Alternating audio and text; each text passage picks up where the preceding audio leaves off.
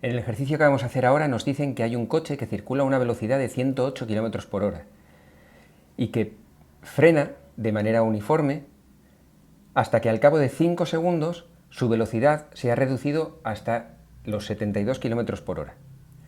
Y nos hacen varias preguntas. Tenemos que escribir las ecuaciones del movimiento, tenemos que calcular la aceleración de frenado del coche y tenemos que calcular cuánto espacio ha recorrido durante ese tiempo en el que ha estado frenando. Lo primero de todo es tener claro cuál es el tipo de movimiento que sigue el coche. El coche no lleva una velocidad constante, sino que nos dicen que frena de manera uniforme, es decir, tiene una aceleración uniforme, es decir, es un movimiento rectilíneo uniformemente acelerado. Ese movimiento, como recordáis, tiene dos ecuaciones, una ecuación para la posición y otra ecuación para la velocidad. Una vez que lo tenemos claro, lo que debemos hacer es elegir nuestro sistema de referencia. Recordad que siempre que queremos estudiar un movimiento, tenemos que definir un sistema de referencia. En este caso, y por comodidad, lo que vamos a elegir es, como posición, como origen de posiciones, la posición en la que está el coche inicialmente cuando empieza a frenar. Es decir, que en el instante en el que empieza a frenar, vamos a considerar que está en la posición x igual a 0 metros. Esa es su posición inicial.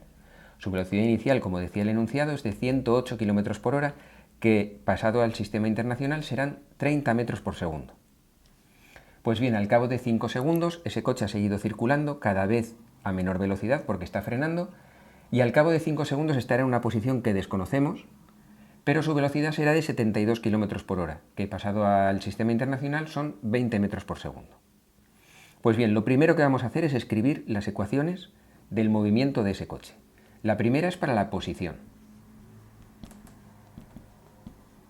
Y esa ecuación no es otra que esta de aquí. En esa ecuación tengo que fijarme en que hay varios valores que son constantes. La posición inicial es constante, no varía a lo largo de todo el ejercicio. Ese coche empezó a moverse yo empecé a estudiar el movimiento de ese coche desde esta posición inicial. Ya está fija. La velocidad inicial que tenía el coche también es algo que es fijo, no va a variar. Y la aceleración también es algo que es fijo, va a ser constante durante todo el movimiento de ese coche. Así pues, simplemente lo que voy a hacer es sustituir esos valores que son constantes. La posición será entonces x igual a posición inicial, que es 0, más velocidad inicial, que es 30 por t, más un medio de la aceleración, que como no la conozco no la puedo sustituir, por el tiempo al cuadrado. Esta ecuación es la ecuación de la posición, es una ecuación que en cualquier instante de tiempo t me permite saber en qué posición se va a encontrar el coche. La otra ecuación es la ecuación de la velocidad. Y vamos a hacer exactamente lo mismo. Vamos a sustituir en esta ecuación todo lo que es constante.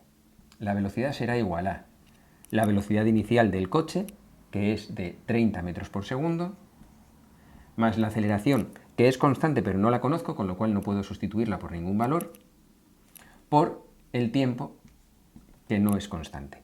Con esta segunda ecuación puedo saber en cualquier instante de tiempo cuál es la velocidad que va a tener ese coche. Recordad que la velocidad va a estar variando continuamente. Bien, pues esto sería el primer apartado, ecuaciones de la posición y la velocidad.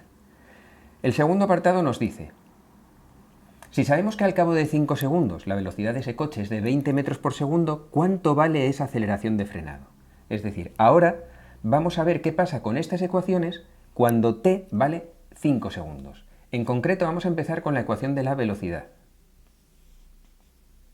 Cuando t vale 5 segundos, la velocidad es de 20 metros por segundo. Luego 20 será igual a 30 más la aceleración por t. Pero estamos diciendo que t vale 5 segundos.